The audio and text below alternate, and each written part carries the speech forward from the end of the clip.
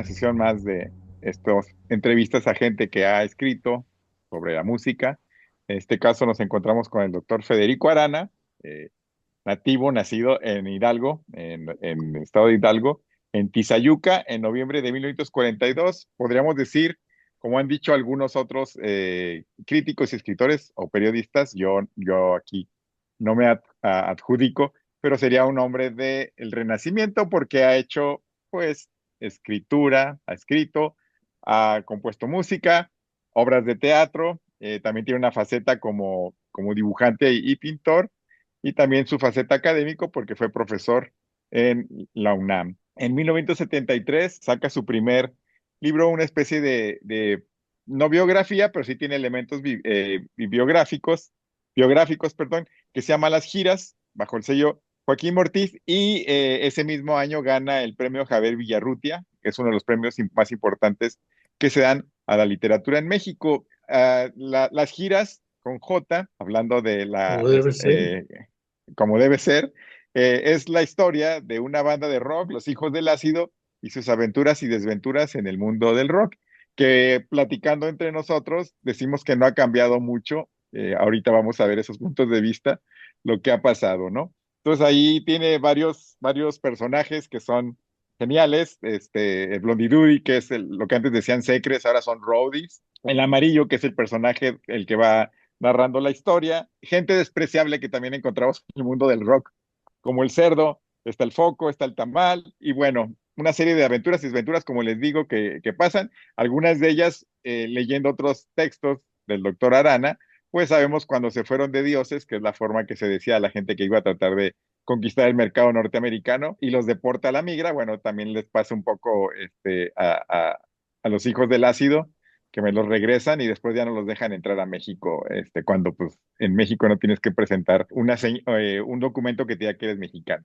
Bueno, entre esas otras aventuras están en este libro, que ya tiene más de 50 años, ya tiene, este año cumple 52 años, y bueno, sin más preámbulo, el doctor Federico Arana, el doctorante José Hernández Ríos, doctor Jesús Nieto, yo, Juan Antonio Vargas Barraza, estamos dialogando con el doctor Federico Arana.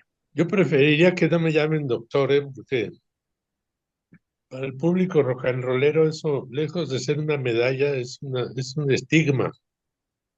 Sí, yo Sin lugar tenía a dudas. también esa bronca con el cantante de Naftalina, que tiene una carrera académica bastante sobresaliente, pero en las tocadas llegaba a presumir de que hicimos doctorados y no sé qué. Yo le decía, no, pero estás ante rock and rolleros. Eso te quita puntos en lugar de dártelos. En el libro de las giras, los hijos del ácido seguirán existiendo hoy en día. No, ya se habrían sacado los hígados a cuchilladas, ¿no? Yo creo que no.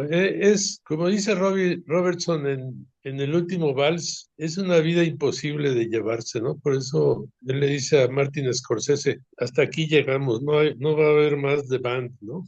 Lo cual además sí era un drama porque The Band era un supergrupazo, ¿no? Era una cosa fuera de proporción con cualquiera de los grupos que aquí tenemos, ¿no? Igual volviendo a la banda, ahorita una de las críticas antes un poquito de empezar esto era el idioma, cómo le hemos metido palabras en inglés y todo.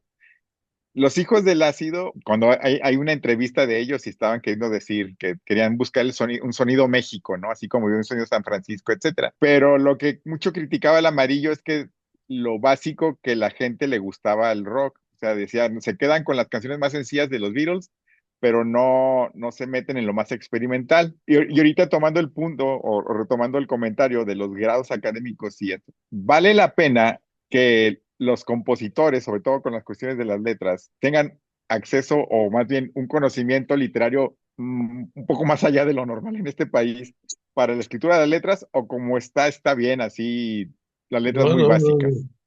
Decididamente una de las terribles deficiencias del rock mexicano es la falta de lecturas que no tiene nada que ver con los títulos académicos, porque yo conozco muchísimos académicos en la UNAM que son esencialmente analfabetos, nunca han leído nada. De hecho, eso abunda, ¿no? Eso es una cosa, y otra cosa muy distinta es la carencia de lecturas. No se necesita, por ejemplo, Juan José Arreola era un tipo que no tenía estudios, pero tenía una cultura vastísima, ¿no? Y había leído y era capaz de recitar a 100 poetas diferentes de memoria, ¿no? Entonces, así sí se puede, pero si las únicas lecturas que hemos tenido son la familia Burrón y Chanok, pues no hay nada que hacer, ¿no? El resultado, pues, es las letras de Enrique Guzmán, de César Costa, de los hooligans, de toda esa gente, que es un horror, ¿no? Ahí es un poco la coincidencia con Johnny Rotten de los Sex Pistols, que tampoco tiene una educación universitaria, pero él siempre, cada que puede que lo entrevistan, dice precisamente eso, ¿no? Tienes que educarte, y educar no significa necesariamente ir a la escuela, sino Claro, leer, agarrar no, pues no. conocimiento de algún lado, y creo que También hablar con gente que lea, intercambiar opiniones, dialogar, ¿no? Pero lo otro pues es quedarse en Miguel Aceves Mejía y Lola Beltrán, Tony Aguilar. Es lo mismo nada más que con guitarra eléctrica. otra de las cuestiones que se me hacen también interesantes ahí es el porrismo que existe en las universidades, volviendo, o en las instituciones de educación, y la obligación que tenían los músicos en tocar de a gratis, ¿no? Si bien es debatible si existe o todavía no el porrismo, pues muchos de los grupos en México siguen tocando de a gratis para buscar lugares. Creo que todo mundo pasamos en algún momento la de toca y pues te pago con chelas o te invito a una cena. Los porros son individuos despreciables y abominables, pero el problema es que la sociedad está llena de ese tipo humano, ¿no? Ahora decías que los porros nos hacían tocar gratis o nos extorsionaban, ¿no? Nos amenazaban, pero también lo hacían los directores artísticos de las compañías. Yo me acuerdo que Rafael de Paz era un director de orquesta chapaneco.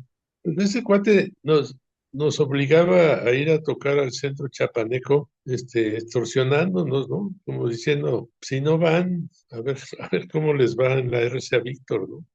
Es exactamente igual si lo hace un porro o si lo hace un director artístico de la RCA Víctor o si lo hace Raúl Velasco.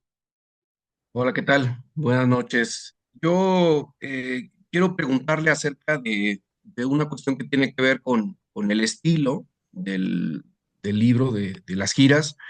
Me llama la atención, creo que la novela se sigue sintiendo como muy representativa de la onda. Por un lado, la experimentación formal, toda esta deliberada intención de jugar con el formato de la novela, de jugar con el lenguaje. Concretamente, me gusta mucho este glosario que viene al final y que concretamente en la entrada de padre tienen una serie de sinónimos, pero que son montonales de sinónimos, ¿no? Son como unos 40, 50 vocablos que asociamos con la palabra padre y que justo me imagino, ¿no? Por el contexto, yo nací en el 83, 10 años después de que se publicó la novela, pero me imagino que en ese entonces era todavía una palabra que se empezaba a usar, ¿no? De ciertas maneras, ¿no? Hoy diríamos a lo mejor chido. Entonces, ¿qué podría decirnos en ese sentido de la parte de la experimentación? Lo otro que me llama la atención es el humor, pero quizás primero empezar como con la cuestión de la experimentación formal y luego del humor. Le- Eso de la experimentación me agrada que lo digas, aunque no fuera una cosa hecha de una manera calculada, ¿no? Sino que yo lo que quería era llenar hojas, ¿no?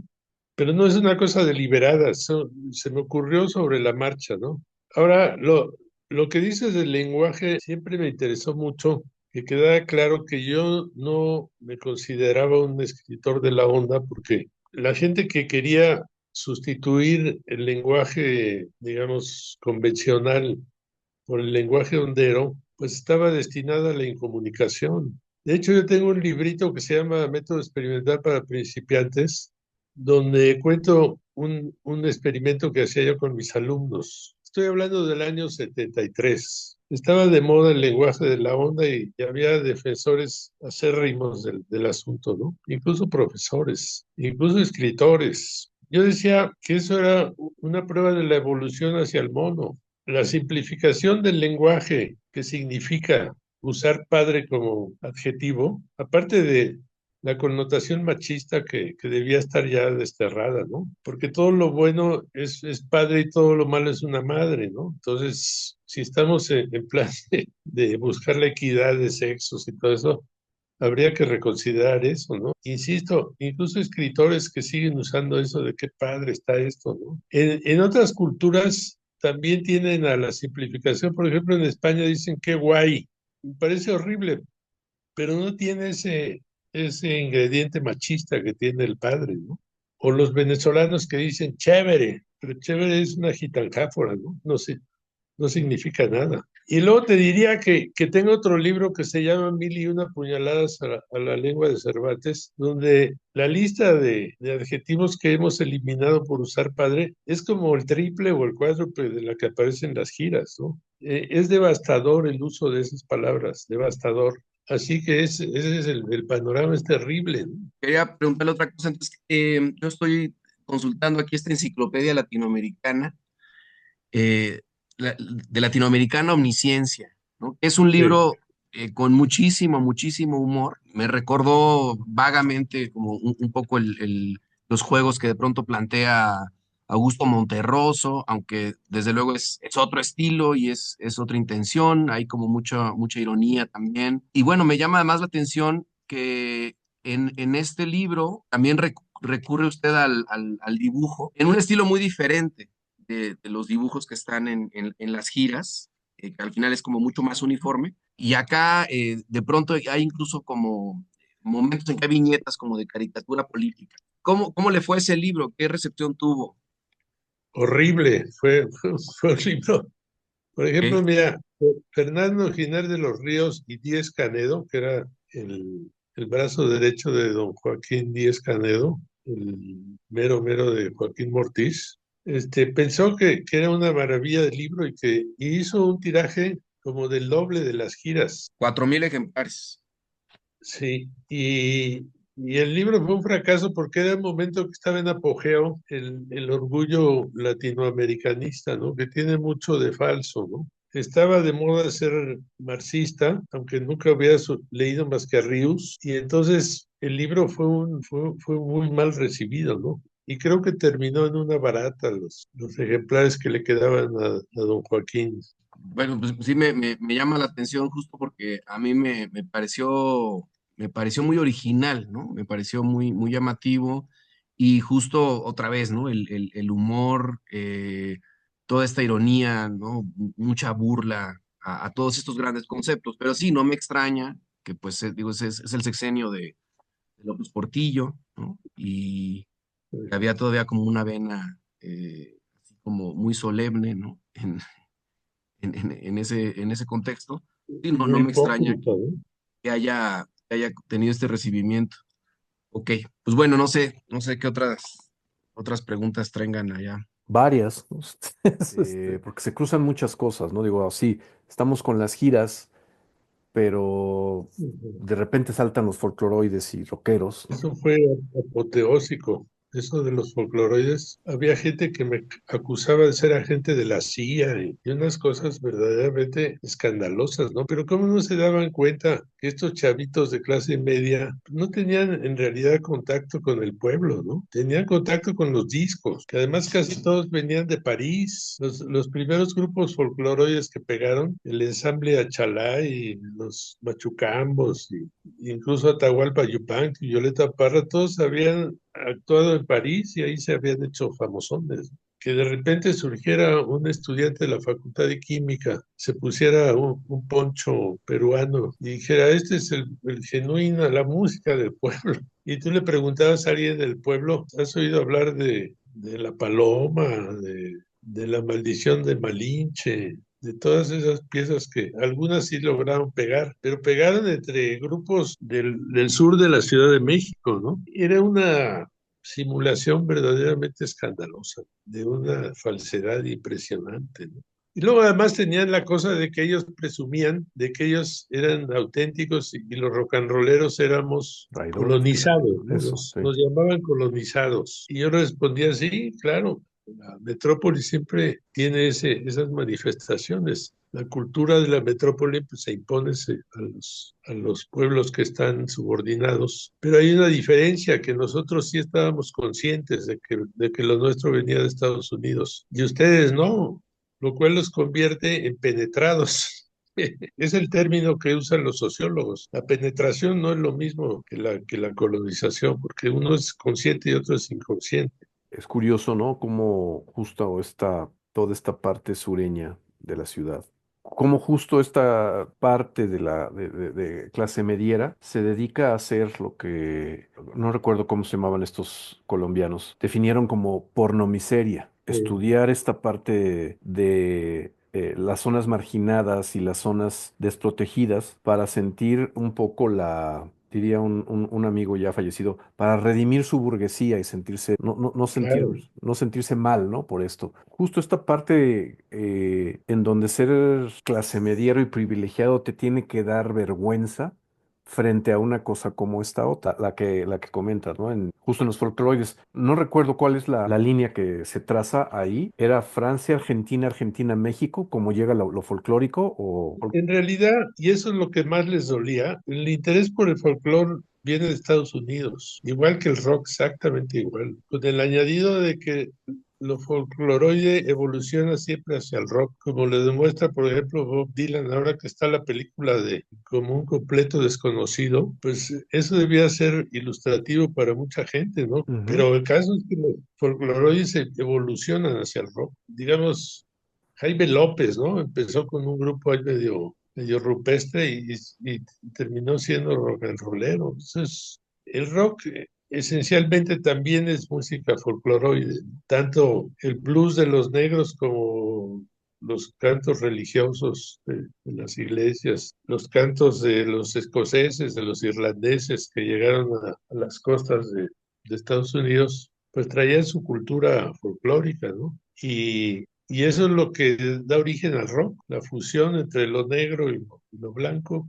más algunos añadidos de lo mexicano y puede que hasta de lo japonés, yo que sé, habrá muchísimas influencias, ¿no? Es interesante justo todo esto, porque me lleva a la parte final de las giras, cuando están las Devil Girls presentándose, tocando Sí, estos rock and rolls, ¿no?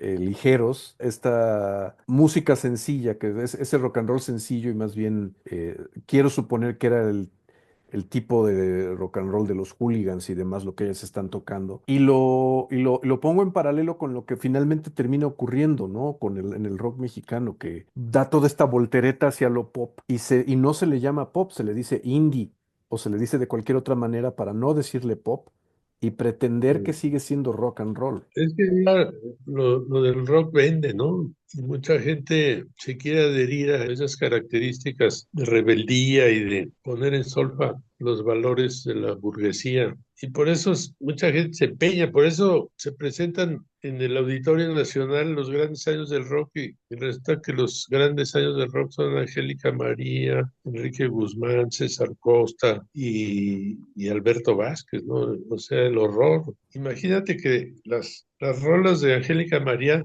venían de un bolerista, casi todas eran escritas por Armando Manzanero. Entonces hay un quererse vestir de lo que no se es, ¿no? Ahora, yo siempre he incluido a todos los géneros en mis libros, ¿no? O sea, no me parece que sea correcto discriminar, pero sí criticar, ¿no? Decir, bueno, pues esto la verdad es que no estaba aportando nada, ¿no? Y las leyendas urbanas funcionan de tal manera que esa gente sigue atrayendo al público, ¿no? Siguen llenándose los auditorios. Y la verdad es que los rockeros hemos o han tenido el problemón de enfrentarse no solo al Estado mexicano, que ya es una cosa seria, ¿no? Sino a la religión, a las grandes empresas, las cadenas, los monopolios de Televisa y Televisión Azteca. Todos ellos se dedicaron a machacar el rock de una manera sistemática y por consigna, y como resultado de un machismo y un nacionalismo totalmente hueco, ¿no? Comentamos en algún momento que nos llamó la atención que en la primera edición de las giras, en el primer párrafo, primer enunciado de hecho, creo, empecé a contarle a Margaret que la culpa de todo la tuvo el ambiente de la música pop. comienza la primera edición. Y en ediciones posteriores ya no dice pop, me parece que dice rock and roll No, sí. o rock, ¿no? Y bueno, nosotros hemos estado discutiendo los dos conceptos en otras lecturas y por otros motivos, pero sí nos llamaba la atención por qué el cambio, ¿no? Y cómo, por eso que antes de prejuiciar la pregunta, más bien la pregunta, ¿por qué el cambio? En ese tiempo, el pop no tenía la connotación que tiene ahora, sino que más bien se trataba de un término que hiciera más general, que englobara no solo al rock, sino al soul y a un montón de manifestaciones que en el fondo yo creo que era el rock también, ¿no? Pero claro, a medida que ya se fue afinando el concepto de pop para referirse al rock sin sustancia para adolescentes, pues entonces sí ya me pareció que tenía que renunciar a ese término, ¿no? Lo que tiene realmente el término es que en esos tiempos se estaba empezando a usar y no estaba todavía muy claro qué es lo que definía, ¿no? Y obviamente pues yo me arrepentí de haber usado ese término. Sí, la película de Los Triunfadores sale a raíz del libro. Compran Yo sé que es horrible la película. ¿Los derechos los sigue teniendo la familia de Antonio Aguilar o están disponibles ya? No tengo ni la más remota idea. Yo lo que sé es que un día me escribieron de la SOGEM a Ujú. decirme que me iban a pagar por la exhibición en televisión de la película. Y yo me acuerdo que les respondí, pues si la pasan cada 3 días, ¿no? Como diciendo, "¿Pues ¿dónde están mis pagos?". Y me contestaron que bueno, que como no era yo el único autor del guión, que entonces pues era muy poco lo que me tocaron, no sé, algo así, dijeron. Pero no sé, yo me imagino que después de cuántos años, yo creo que sí ya se perdieron los derechos, ¿no? Después de 50 años pasa a ser dominio público, ¿no? El caso de Tony Aguilar es chistoso porque él tenía un director de cabecera que era Mario Hernández, que era el que dirigía todos sus churros. Y él fue el que hizo contacto conmigo, porque él sí leía, Tony Aguilar no leía, y eso se le notaba en el discurso, nunca había leído nada. Bueno, el caso es que este hombre, por medio de Mario Hernández, consiguió pues, que yo le diera los derechos para filmar las giras, lo cual a mí me vino de perlas porque en ese tiempo me estaba yo muriendo de hambre. Y entonces no sé qué habrá pasado, pero el caso es que no se la dejaron filmar a Mario Hernández. Y por otro lado, hubo varios intentos. Ignacio Durán también me dijo que quería hacer la película, lo hubiera hecho mucho mejor seguramente, porque además él quería meter en los papeles a verdaderos rock and rolleros. Quería meter a Benny Ibarra y a Jorge Luque, y ya no me acuerdo a quién más, pero hubiera sido mejor película, porque no tenía noticia de hasta qué grado de estupidez iban a llegar estos tipos. ¿Cómo sería de churro esa película que duró 2 o 3 días en la cartelera cuando la estrenaron y enseguida la bajaron, ¿no? Era un desastre. La película sería interesante que se volviera a hacer, pero ahora sí con lo que se pretendía, ¿no? Una banda de rock que se va allá a Claro que actualizarse a esta época. Ahora, sí, sería bueno que hicieran otra vez un intento de hacer eso. A mí me encantaría, ¿no? creo que es la primera novela mexicana que trata al rock como protagonista, ¿no? No es como, o sea, José Agustín habla del rock, pero no es el protagonista en una novela en México, no estoy seguro. Y a diferencia de otros países, como que no hay una gran tradición en México de escrituras que tengan que ver, o sea, una novela donde el rock también de cierta manera o sus protagonistas tengan que ver con el rock, no sé si me explico. Ahora, tomando eso, hago la siguiente pregunta. ¿Considera que el rock mexicano ya es música mexicana? Por supuesto que sí. Desde los sones de Tierra Caliente, Michoacán, hasta Molotov es música mexicana, ¿no? No hay duda ninguna. La pureza en un país como México es impensable, ¿no? Es tan impensable como en Estados Unidos. Estados Unidos es un entrecruzamiento de culturas impresionante y de razas. Por ejemplo, esa canción que usan como segundo himno nacional, que es el Cielito Lindo. No solo en México no hay Sierra Morena, que es una sierra que está en el sur de España, sino que esa canción es claramente chilena, es una cueca, no es un son mexicano. Los sones mexicanos, que dicho sea de paso, son muchísimo más hermosos. Sí, hablan de Cielito Lindo, pero es otra cosa. Por ejemplo, en Guerrero o en Veracruz, la música guapanguera, que dice, de domingo a domingo, cielito lindo, te vengo a ver cuándo será domingo, cielito lindo, para volver. Esa es una canción mexicana, pero tiene elementos españoles y tiene elementos seguramente africanos, ¿no? Y la versión que se puede encontrar en Guerrero o en Michoacán es totalmente diferente, pero también es cielito lindo. Hay un disco que hizo Beno Lieberman, que se llama Antología del Sol Mexicano, donde aparecen algunas versiones de Cielito Lindo que son maravillosas. Entonces yo cuando veo que salen con que Cielito Lindo es el segundo himno nacional, se me va el alma a los pies, ¿no? Seguramente llegó a las costas de Guerrero, porque además en Guerrero existe un género que se llama la chilena, ¿no? Quiero decir, había mucho intercambio. Entonces yo me imagino que por ahí se habrá metido, pero a pesar de los esfuerzos de los estudiosos como Margaret Frank del Colegio de México, no, la gente no le ha caído el 20 de que eso no puede ser el segundo himno nacional, ¿no? Pero sí hay, el rock mexicano es música mexicana sin duda ninguna. Bueno, yo quería preguntar algo con respecto a esta categorización de la onda. Hace rato decía que no se identifica, digamos, con esa categorización, ¿no? Que en su momento hizo Margot Glantz y que, bueno, suelen más bien destacar ahí Gustavo Sáenz, José Agustín, Parménides García Saldaña y algunos otros, ¿no? Avilés Fabila y tal. Pero la pregunta es, qué tan cercano fue usted a ese grupo o realmente siempre se vivió como muy aparte de ellos? Pues la verdad es que desde el punto de vista de lo que pudiera llamarse la ideología de la lengua o todo eso, yo me sentí de inmediato aparte de esta gente, ¿no? Que no todos eran iguales, porque, por ejemplo, Juan Tovar no tenía esa característica. Y Juan Tovar era muy rock and rollero, pero no caía en esa cosa terrible de querer usar un lenguaje de Germanía como un lenguaje literario, ¿no? Yo creo que en las giras está bien claro, cuando están hablando los rock and rolleros, recurro a ese lenguaje porque no los voy a poner a hablar como rectores de la UNAM. Pero cuando estoy narrando, no, para nada uso ningún término de eso, para nada, me hubiera parecido, y yo siempre lo dije, insisto, el experimento que hice con mis alumnos en el CCH, creo que es demostrativo. Yo cogí un diálogo y dije, bueno, ¿quiénes son partidarios del lenguaje de la onda? Levantaban la mano, se quedaban los del lenguaje de la onda y yo les daba un diálogo que no era ninguna cosa del otro jueves, ¿no? Era un diálogo bastante accesible para cualquier persona de cualquier nivel cultural. Entonces les decía, ahora traduzcan esto al lenguaje de la onda. Todos enseguida, ¿has notado qué padre es la onda de la buena onda?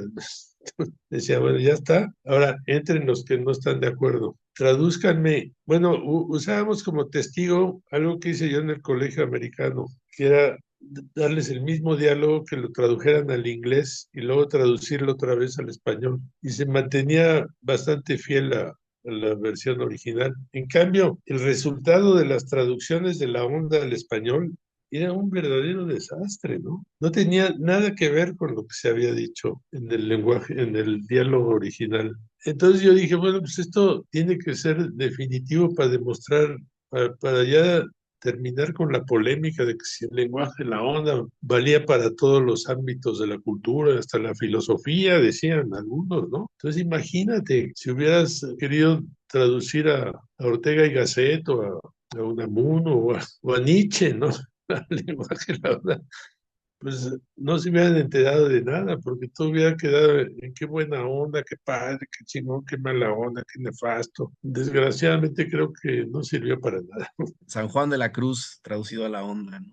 Imagínate, ¿no? Yo creo que todavía peor que la filosofía hubiera sido la poesía, ¿no? Ya, ya para ir cerrando un poco, al terminar de leer las giras, me quedé pensando mucho en que escribir esta novela ahorita con todo lo que está ocurriendo con esta corrección política contemporánea sería medio imposible, ¿no? La verdad es que en muchos sentidos hemos avanzado bastante, ¿no? Por ejemplo, en este tiempo, la calumnia contra Elvis Presley sería imposible. El Federico de León, que fue el que lanzó esa vergonzosa calumnia, lo hubieran quemado en leña verde, ¿no? Claro. Porque hubiera habido un montón de periodistas que no estaban de acuerdo con el sistema, que le hubieran dicho, oye, cabrón, pues ¿de qué estás hablando? ¿Dónde?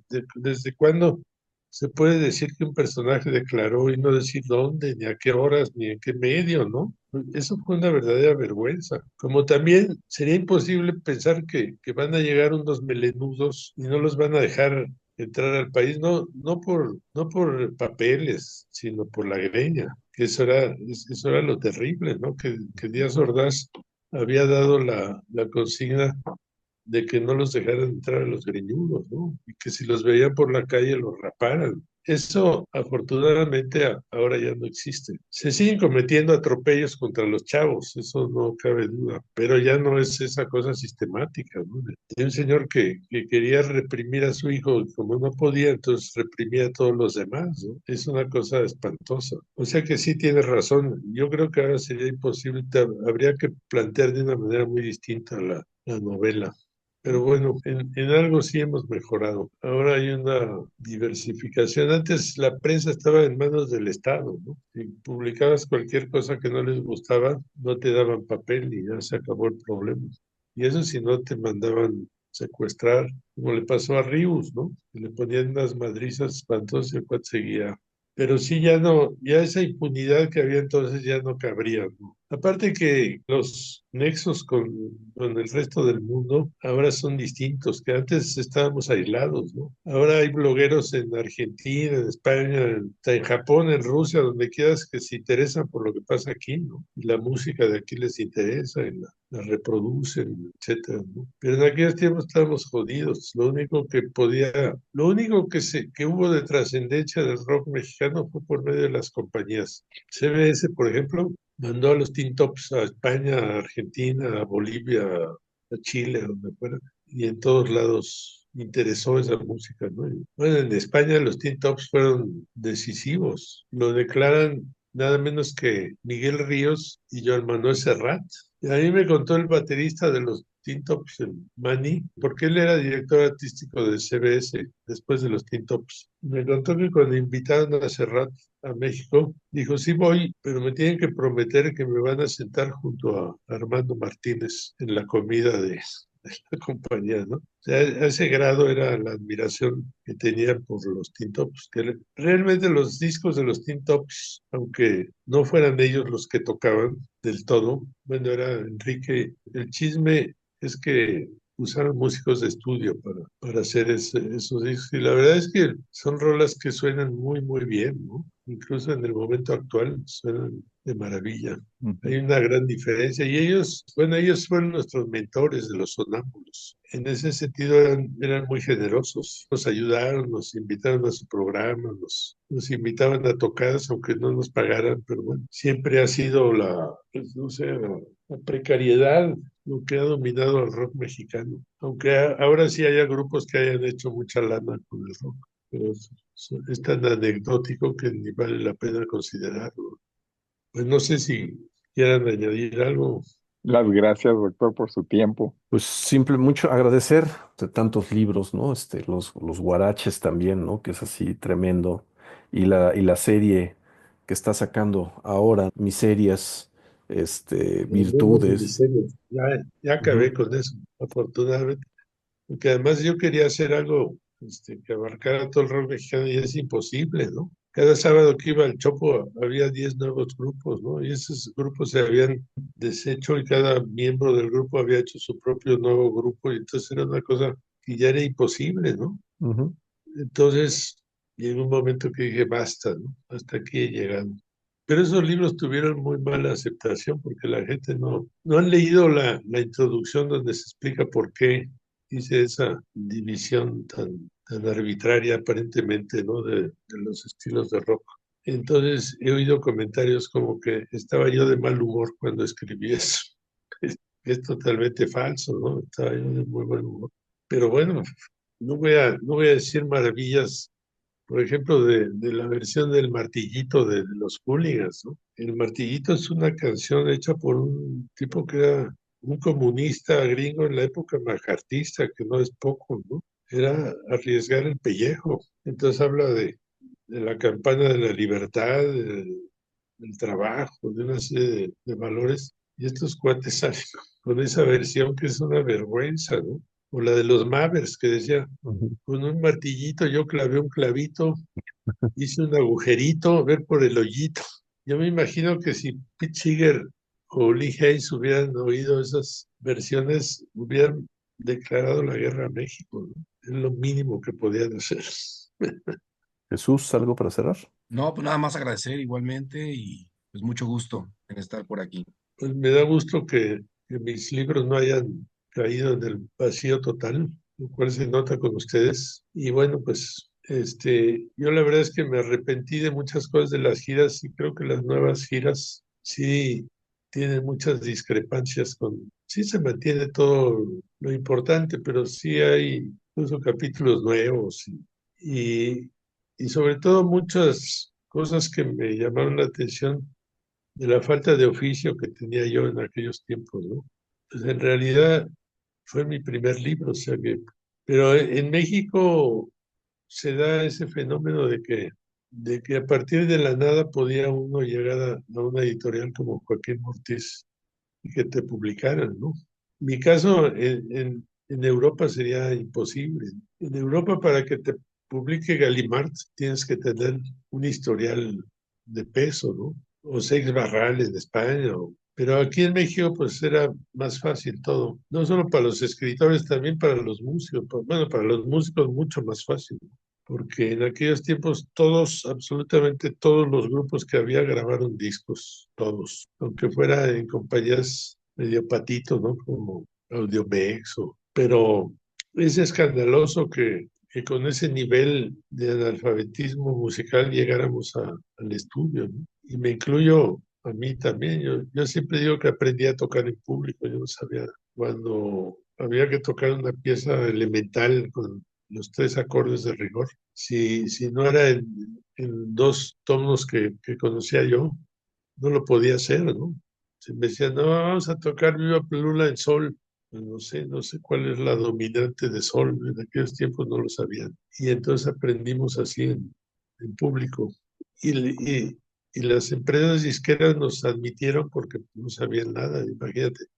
Eran rumberos o eran mariachis, como Rubén Fuentes, que había sido violinista del mariachi Vargas, que era el clásico director artístico que odiaba el rock and roll.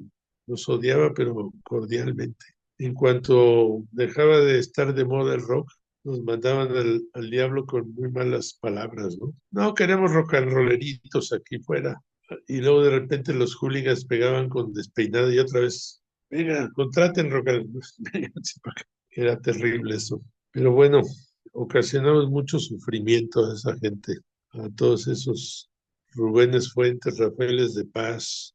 Los directores artísticos pro rock and roll eran unos cuantos, era de Hinojosa, de la CBS, y tal vez el del Orfeón, ya no me acuerdo cómo se llamaba. Pero los demás era una cosa terrible, el odio que sentían por los rock and rolleros. Así que, pues, si no hay más preguntas, Ok. pues ya estaremos en contacto, ¿no? Pues sí, sí, Muchísimas gracias. nos veremos pronto seguramente por ahí, ¿no? Pues, Vale, pues muchísimas no, gracias, doctor. no, nada, hasta luego.